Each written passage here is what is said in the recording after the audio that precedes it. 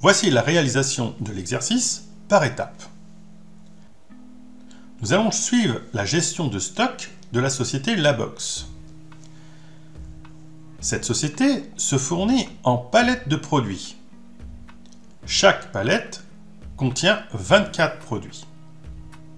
Nous avons le prix d'achat d'un produit en B2, le nombre de produits par palette 24 en B3 et les frais de douane par palette en B4.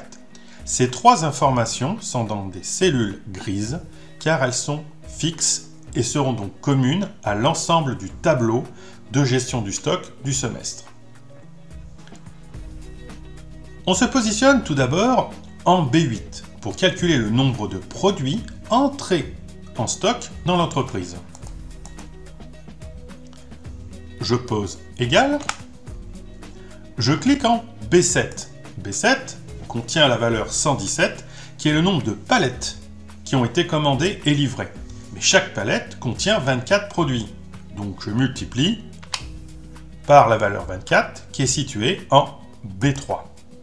Mais attention, comme je l'ai dit précédemment, ces informations qui sont dans des cellules grises sont donc fixes. Elles ne bougeront pas lors des recopies de cellules. Donc, je vais fixer, donc je vais rendre absolue cette cellule, simplement en rajoutant les signes $ devant le B et devant le 3.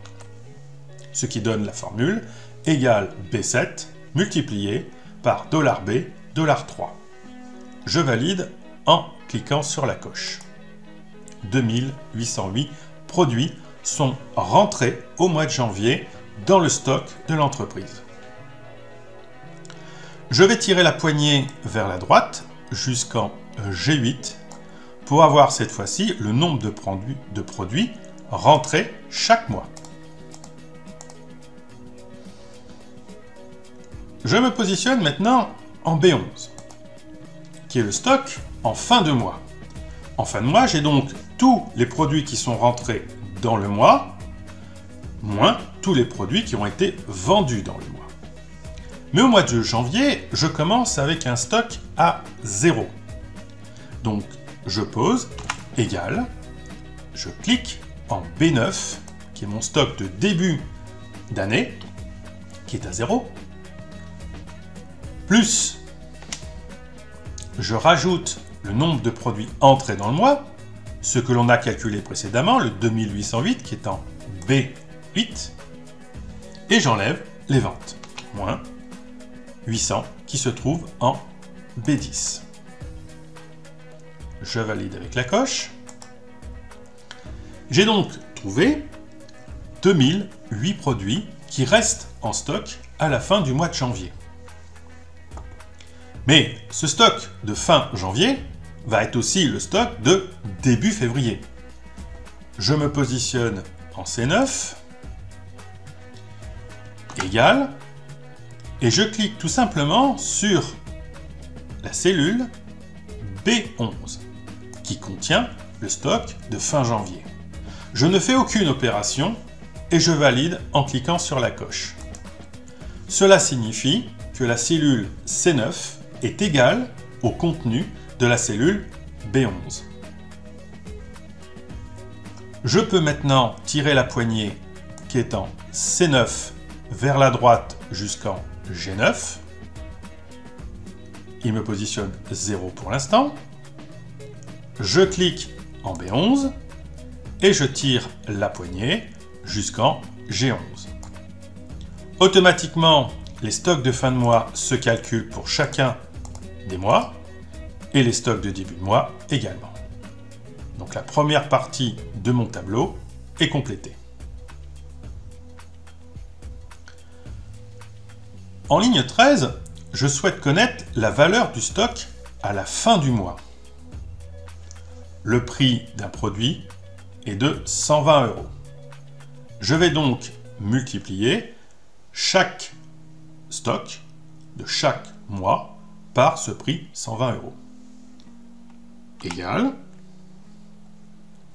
Je clique sur la cellule B11 je multiplie sur la cellule B2. Comme je l'avais précisé, les données en gris sont donc des données qui sont fixes.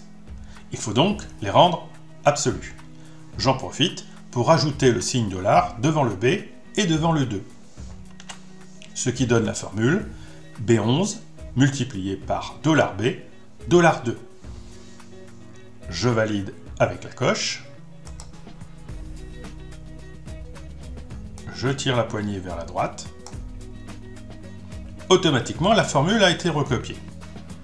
Il se trouve que la largeur des colonnes C jusqu'à G ne sont pas suffisamment grandes pour faire afficher le résultat du calcul. Donc, une série de dièses s'affiche dans les cellules. On va tout simplement agrandir chacune des colonnes de l'affichage du tableau, avec un simple double-clic entre les lettres des colonnes. Donc je me positionne ici entre C et D, je fais un double-clic. Il y a un ajustement automatique de la colonne C. Donc la valeur du calcul apparaît. Je fais la même chose entre D et E, la même chose entre E et F, et la même chose entre F et G. Puis, pour terminer, notre tableau entre G et H. Ainsi, tous les calculs sont visibles. Nous avons calculé tous les achats de notre stock. Mais nous allons faire aussi donc des ventes. Calculons le total des ventes en ligne 17. Je me positionne en B17. Je pose égal. J'ai fait 800 ventes en janvier.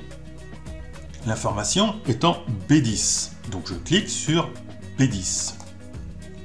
Je multiplie. Et le prix unitaire de vente pendant le mois de janvier était de 150 €. Donc je clique sur la cellule B15.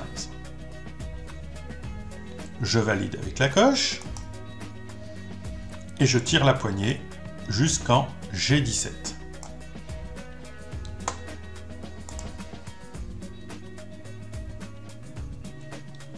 Nous allons calculer maintenant les dépenses en ligne 21.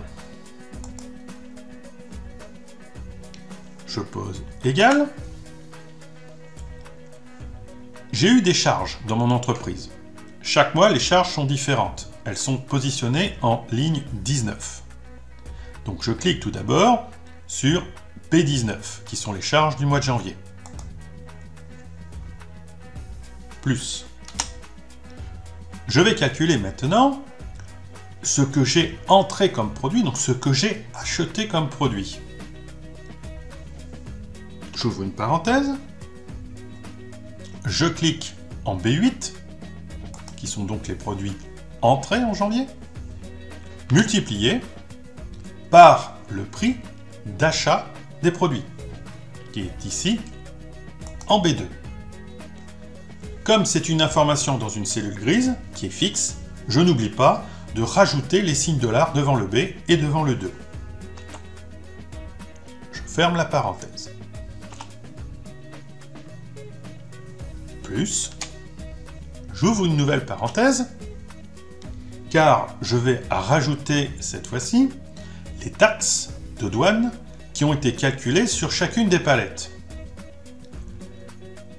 La quantité de palettes qui ont été commandées et livrées est en B7, multiplié par les frais de douane par palette situés en B4. Cette information est fixe, elle est dans une cellule grise. Je n'oublie pas de la rendre absolue en mettant les $ devant le B et devant le 4. Je ferme ma parenthèse. J'ai ainsi fait la somme de toutes les dépenses du mois de janvier. Je valide avec la coche. Je peux dorénavant prendre la poignée et la tirer jusqu'en G21.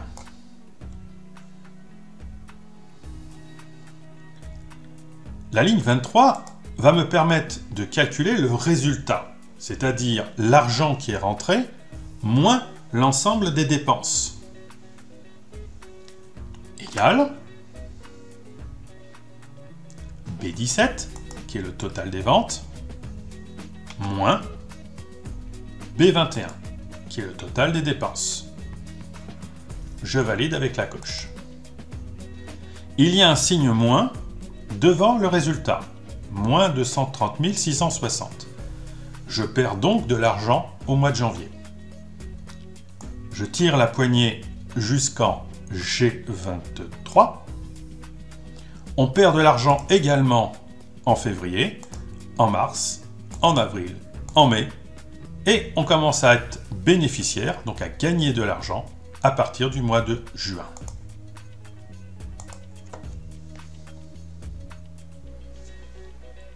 Je vais rajouter des résultats à 2 décimales pour mes valeurs monétaires. Je sélectionne B17 jusqu'à G17, je rajoute 2 décimales. Je sélectionne de B21 jusqu'à G21, 2 décimales.